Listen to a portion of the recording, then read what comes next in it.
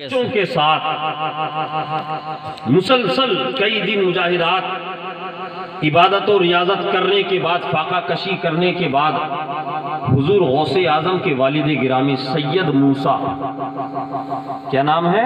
سید موسیٰ، جن کو ابو صالح موسیٰ جنگی دوست کہا جاتا ہے۔ آپ کا نام ہے سید موسیٰ۔ جنگل سے جب ایک نہر کے قریب پہنچے، بھوک 3 دن مسلسل آپ نے کچھ نہ کھایا نہ پیا، دریا کے کنارے، نہر کے کنارے پہنچے اور اس کے پانی کو اٹھایا چلو میں پینے کے لیے، کہ اچانک پانی پیتے ہوئے کیا نظروں کے سامنے منظر گھوما کہ ایک پانی میں سیب بہتا ہوا چلا رہا ہے۔ آپ نے واقعہ سنا ہے، میں آپ کے چہروں کو دیکھ کر سمجھ رہا ہوں، مگر میں جہاں جا رہا ہوں، میں لے کر آپ کو جانا چاہتا ہوں، وہاں تک انشاءاللہ اگر آپ پہنچ گئے تو میرا کہنا اور آپ کا سننا دونوں کامیاب ہو جائے گا۔ سیب دیکھا، 3 دن کے بھوکے سید موسیٰ، ابو صالح موسیٰ جنگی دوست، بسم اللہ الرحمن الرحیم پڑھ کر دھویا، کھا لیا۔ سیب کھایا تھا، شکم میں اترا تو ذہن میں اور دل میں یہ بات پیدا ہوئی، اے سید موسیٰ، تو نے جو یہ سیب کھایا ہے، پتہ نہیں اس کا مالک کون ہے، اس کا مالک پتہ نہیں کون ہے، اور کل میدان محشر میں اگر اس نے تجھے پکڑ لیا، سوال کر لیا تو تو کیا کرے گا؟ کیا کرے گا؟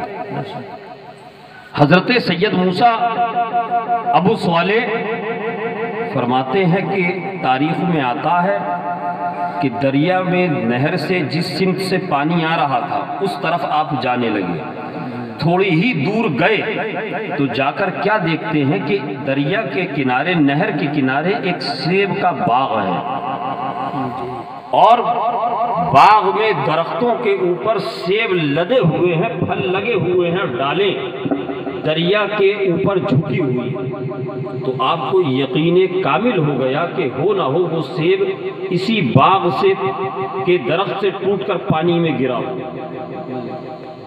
آپ باغ کے اندر گئے اور دربان سے پوچھا کہ اس باغ کا مالک کون ہے؟ اس باغ کا مالک کون ہے؟ کہا کہ اس باغ کے مالک کا نام سید عبداللہ سومعی ہے۔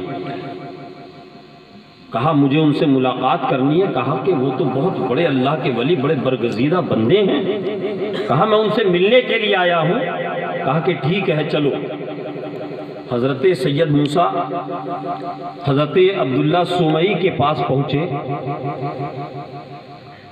سر سے لے کر پاؤں تک ایک ولی نے دوسرے کو دیکھا، ایک ولی نے دوسرے ولی کو دیکھا، صرف دیکھا نہیں بلکہ پہچان اور جان بھی لیا۔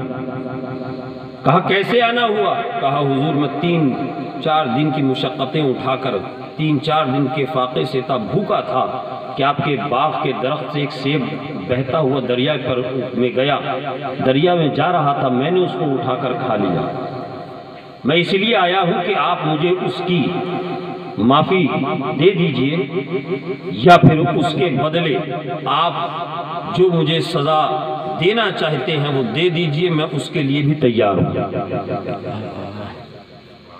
حضرت عبداللہ سومعی سمجھ گئے کہ جو ایک سیب کے لیے یہاں چل کر آیا ہے وہ کوئی معمولی بندہ نہیں ہے، بے شک وہ کوئی معمولی نہیں ہے۔ پہچان گئے۔ کہا کہ اس ہیرے کو تھوڑے تراشنے کی ضرورت ہے، تھوڑا تراشنے کی ضرورت ہے۔ کہا کہ میری 2 شرطیں ہیں، اگر چاہتے ہو تو میری 2 شرطیں ماننی پڑیں گی تو میں تمہیں اس جرم کی تلافی، اس خطا کی تلافی دے دوں گا، معاف کر دوں گا۔ کہا کہ ٹھیک ہے بتائیے۔ یہ نہیں، اب آپ سوچ سکتے ہیں ایک سیب کی قیمت کتنی ہے۔ آج کے زمانے میں بازار جائیے تو 5-7-10 روپے کا اچھا ایک سیب مل جائے گا۔ سید موسیٰ نے یہ نہیں کہا کہ یہ لیجئے جناب رقم، میں چلا اپنے گھر۔ آپ کا سیب ہے، آپ سیب کی تجارت کرتے ہیں، باغ آپ کا ہے، سیب بازار میں لے جا کر بیچیے گا، اس کی اتنی قیمت ہوتی ہے، اس سے کچھ پیسہ بڑھتی مجھ سے لے لیجیے، نہیں، یہ نہیں کہا۔ پیسوں کا سوال ہی نہیں آیا. کہا کہ میں معافی چاہتا ہوں، تلافی چاہتا ہوں. کہا کہ میری 2 شرطیں ہیں، ماننی پڑیں گی تمہیں. کہا میں ماننے کو تیار ہوں. کہا پہلی شرط یہ ہے کہ تمہیں 10 سال. کتنے؟ 10 سال میرے پاس رہنا ہوگا. ہیرے کو تراشنا ہے نا، تراشا جائے گا تبھی تو اس کی چمک زمانے کو دکھے گی. صبح و شام، رات و دن مصلی بچھا رہے ہیں، وضو کرا رہے ہیں، ذکر و اذکار جو حضرت سیدنا عبداللہ سومئی دیتے ان پر عمل سید موسیٰ کر رہے ہیں. جب زمانہ گزر گیا، مدت گزر گئی اور حضرت عبداللہ سومئی نے دیکھا کہ ہاں اب یہ ہیرا تراشا جا چکا ہے، نکھر چکا ہے. کہا کہ حضور اب تو آپ کی طے کی ہوئی مدت بھی پوری ہو گئی، آپ کی طے کی ہوئی مدت بھی پوری ہو گئی. پہلی شرط تو میں نے مان لی، پوری کر لی، اب دوسری شرط بھی بتا دیجیے. کہا کہ ہاں اب دوسری شرط میری یہ ہے کہ تمہیں میری بیٹی سے نکاح کرنا پڑے گا. سبحان اللہ، سبحان اللہ. نکاح کرنا پڑے گا. مگر اے موسیٰ، سید موسیٰ سن لو، میری بیٹی زبان سے گونگی ہے، میری بیٹی آنکھوں سے نابینا، میری بیٹی کانوں سے بہری ہے، میری بیٹی ہاتھوں سے لنجی ہے. اب اگر اس طریقے کا کوئی پرپوزل آج کے زمانے میں کسی کو دیا جائے کہ تمہیں اس لڑکی سے شادی کرنا ہے جو اندھی ہو، بہری ہو، گونگی ہو، ہاتھوں کی معذور ہو، ہاتھوں سے معذور ہو، تو کیا کوئی نوجوان اس سے شادی کے لیے تیار ہوگا؟ ہوگا؟ نہیں ہوگا. مگر یہ آپ کی سوچ ہے. وہ حضرت عبداللہ، حضرت سیدنا ابو صالح موسیٰ جنگی دوست کی فکر تھی. انہوں نے دنیا کو اپنی نظروں کے سامنے نہیں رکھا. انہوں نے آخرت کے بارے میں سوچا کہ میں نے بغیر پوچھے ایک سیب کھایا ہے، اب اگر مجھے یہ اس لڑکی سے نکاح بھی کرنا پڑے تو میں اس کے لیے تیار ہوں اگر مجھے اس کی معافی مل رہی ہے، تاکہ جو کچھ مصائب، پریشانیاں، سختیاں ہوں گی وہ میری اسی دنیا تک ہے، اس دنیا میں میں شاد و آباد رہوں. اس دنیا کے بارے میں نہیں سوچا، ناز و نام کے بارے میں نہیں سوچا، راحت و فرحت کے بارے میں نہیں سوچا، خوشیوں کے بارے میں نہیں سوچا کہ زمانہ کیا کہے گا، کیسی بیوی لے کر آیا ہے، یہ نہیں سوچا. کہا کہ میں تیار ہوں. حضرت عبداللہ سومئی نے نکاح پڑھایا. جب رات ہوئی کہا بیٹا جاؤ، تمہاری بیوی تمہارا کمرے میں انتظار کر رہی ہے. حضرت سید موسیٰ ابو صالح کمرے میں جاتے ہیں.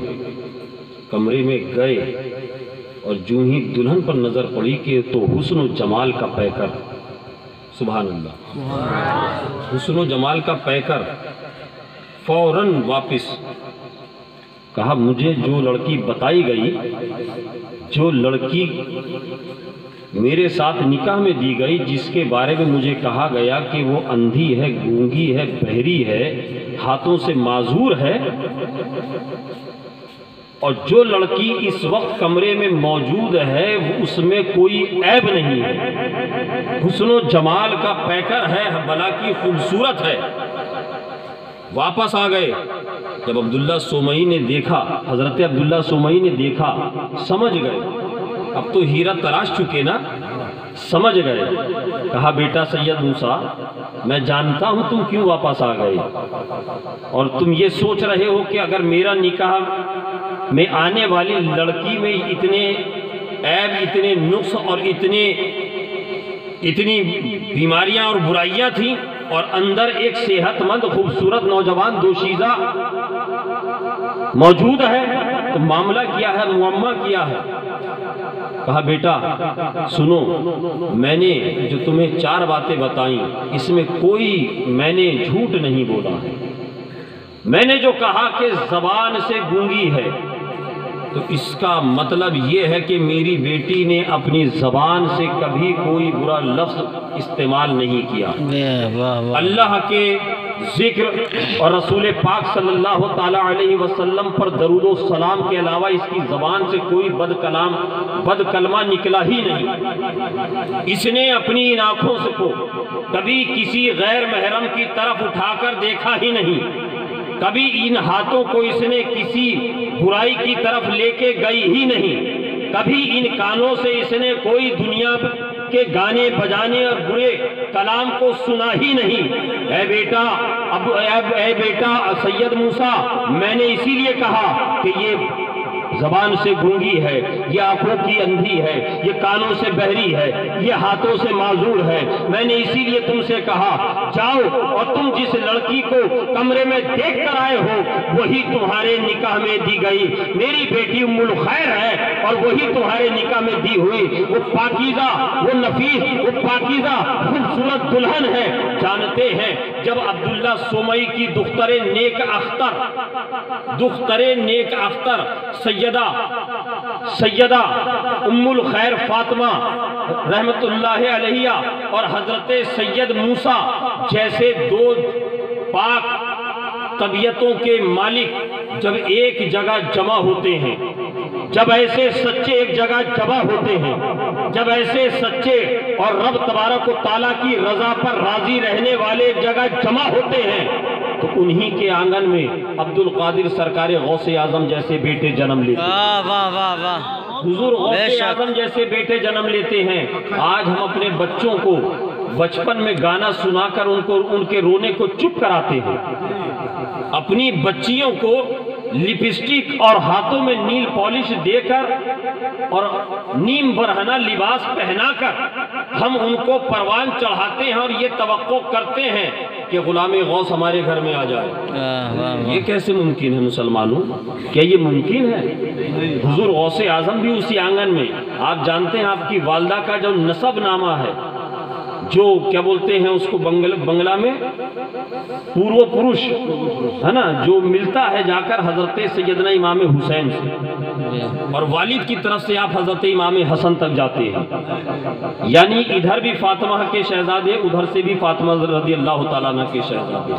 جب ایسے ماں اور باپ ملتے ہیں، نوجوان لڑکا اور نوجوان لڑکی جب اپنی عزت و عفت اور عظمتوں کی حفاظت کرتی ہے اور کرتے ہیں، جب یہ دونوں ملتے ہیں تو اسی گھر میں غلام غوث اعظم پیدا ہوتا ہے۔ بے شک سبحان اللہ۔ اسی کے گھر میں اپنے بچوں کو بچپن سے سچ بولنا سکھائیے۔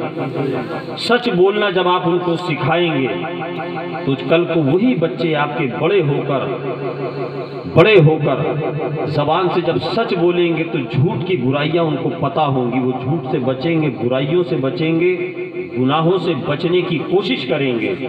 اسی لیے مسلمانوں ضرورت ہے کہ جو اللہ تبارک و تعالیٰ نے ہمیں پیغام دیا ہے، جو قرآن میں اعلان کیا ہے وَكُونُوا مَعَ الصَّادِقِينَ، اور سچوں کے ساتھ ہو جاؤ، یعنی اچھوں کے ساتھ ہو جاؤ، ان کے ساتھ ہو جاؤ جن کو رب تبارک و تعالیٰ نے چن لیا ہے، جن پہ رب تبارک و تعالیٰ نے اپنے انعام و اکرامات کی بارش برسائی ہے، ان کے ساتھ ہو جاؤ۔